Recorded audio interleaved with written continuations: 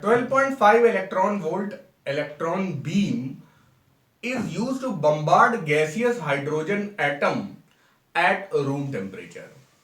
ठीक है, बहुत सारे एटम्स होंगे, उस गैस पे हम लोग इलेक्ट्रॉन की बीम गिरा रहे हैं। ठीक है ना, इलेक्ट्रॉन की बीम बम्बार्ड की जा रही है अपने हाइड्रोजन एटम्स के ऊपर।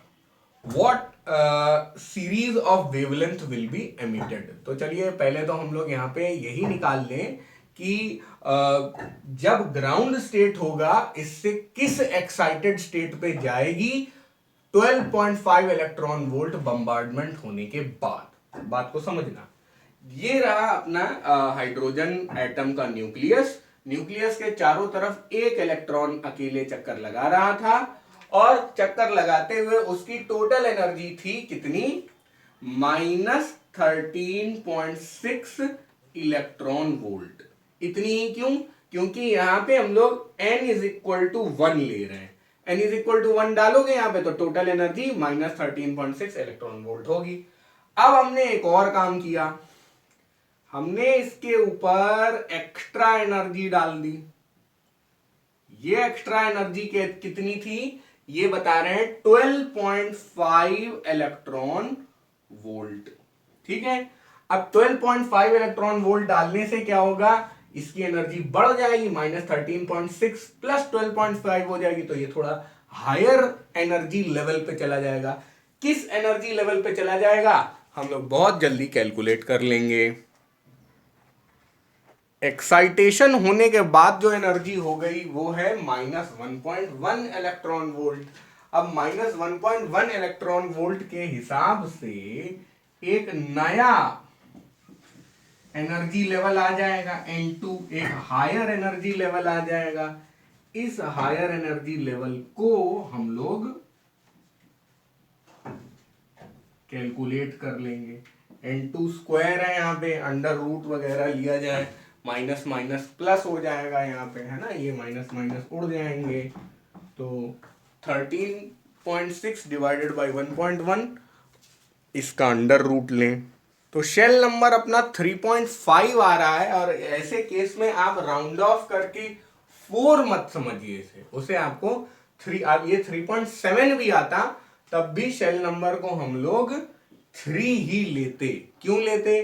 क्योंकि भाई इतनी एनर्जी अगर है तो अगर n इज इक्वल टू 4 वाली एनर्जी होगी तो वो इससे ज्यादा होगी, इससे भी ज्यादा होगी। तो ये एनर्जी 4 के लिए बिल्कुल सफिशिएंट है नहीं है, लेकिन 3 के लिए मोर देन एनफ है। इसलिए हम लोग N2 को यहां पे 3 ले लेंगे। यानी कि अब हमने ये समझ लिया कि जो हायर एनर्जी लेवल है जहां पे हम लोग excited n is equal to 1 से इस इलेक्ट्रॉन को एक्साइट करके पहुंचा रहे थे, वो हमने कैलकुलेट कर लिया है, n इज इक्वल टू 3। अब इस इलेक्ट्रॉन के पास एक रास्ता है, ऐसे आए फिर ऐसे आए, फिर एक रास्ता है कि इसी पे आ जाए। तो इस तरह से एक रास्ता है कि ये डायरेक्टली इस पे आ जाए, है ना। एक रास्ता क्या है, ऐसे आ गया। एक रास्ता क्या है, डायरेक्टली इस पे आ जाए, है ना। एक रास्ता है कि ऐसे आए फिर ऐसे आए। इस तरह से कई सारी जो जहां पे मंजिल ये दोनों जो हैं ये दोनों लाइनमैन होंगी और ये दोनों जो मैंने बना दी है ये दोनों एक ही हैं, है ना। भाई 3 से 2 पे आ रहे हैं, चाहे ऐसे आए ऐसे आए, तो 3 से 2 पे आना हो जाएगा बाल्मर और 3 से डायरेक्टली 1 पे आ जाना हो जाएगा लाइमन। 2 से 1 पे आना हो जाएगा लाइमन। 1 पे आना लाइमन, 2 पे आना बाल्मर। आना यानी लौटना। अब अगर n इज इक्वल टू 3 से directly n is equal to 1 पे आता है तो इस फॉर्मूले से हम लोग वेवलेंथ को कैलकुलेट कर सकते हैं, वो वेवलेंथ जो एमिट होगी इस ट्रांजिशन की वजह से। ठीक है, तो 1 upon lambda is equal to Rydberg's constant. Rydberg's constant मैं लिख दूंगा अभी। n1 यहाँ पे क्या हो जाएगा, 1 हो जाएगा और यहाँ पे n3 n2 क्या हो जाएगा, 3 हो जाएगा, है ना। मतलब चाहे आप ये भी लिख सकते हो n3 के n2 n, ठीक है।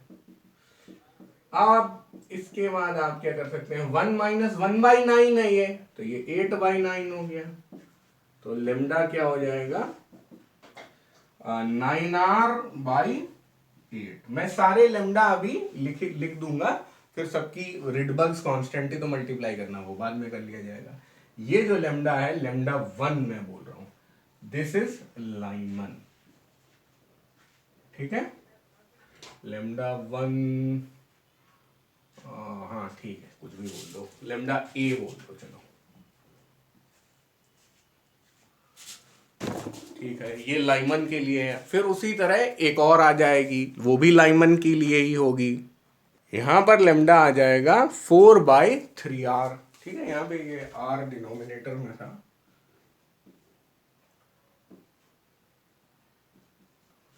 इसको मैं लेमडा बी बोल देता हूं, क्योंकि यहाँ पे मंजिल जो है वो 1 है, यहाँ पे भी मंजिल 1 है। लौट के हम लोग पहले ही वाले शेल में आ रहे हैं, तो ये भी क्या कहलाएगा, लाइमन कहलाएगा। अब एक बाल्मर वाला निकाल लें। अब बाल्मर में n इज इक्वल टू 3 से n इज इक्वल टू 2 पे आ गए हैं हम लोग, 3 से 2 पे। और कोई, क्योंकि हाईएस्ट एनर्जी लेवल ये है और बाल्मर में लोवेस्ट एनर्जी लेवल ये है, तो एक ही ट्रांजिशन यहाँ पे पॉसिबल है।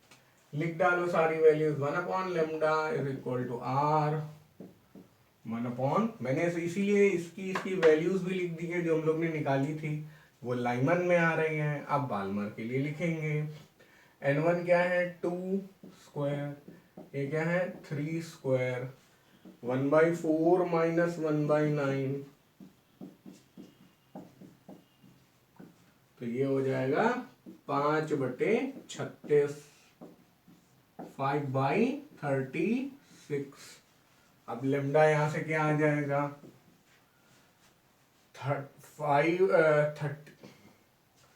36 डिवाइडेड बाई 5r, इसे भी लिख लो यहाँ पे। और हर बार रिडबर्ग्स कांस्टेंट की वैल्यू लिख लो। ये वाला कौन सा है, दिस इज बाल्मर सीरीज। अब सारे वेवलेंथ्स निकाल लेंगे। इस बाल्मर वाले को हम लोगों ने लेमडा सी बोल दिया। रिडबर्ग्स कांस्टेंट की वैल्यू रखेंगे lambda A, lambda B, lambda सी में। ये सब मीटर में आ रहे हैं, नैनोमीटर में चेंज कर दिया। पहले दो थे लाइमन और लास्ट वाला था बाल्मर।